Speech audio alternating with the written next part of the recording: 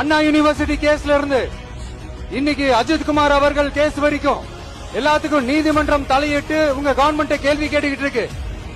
எல்லாத்துக்கும் நீதிமன்றம் தலையிட்டு கேள்வி கேட்கணும்னா அப்புறம் நீங்க எதுக்குங்க சார்? உங்க ஆட்சி எதுக்குங்க சார்? நீங்க உட்கார்ந்து இருக்கிற அந்த சிஎம் பதவி எதுக்குங்க சார்?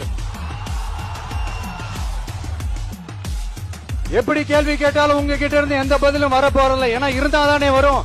மேக்சிமம் உங்ககிட்ட இருந்து வர பதில் சாரிமா, தெரியாம நடந்துருச்சுமா, இல்லனா நடக்க கூடாதது நடந்துருச்சுமா, சாரிமா, அவ்வளவுதானே.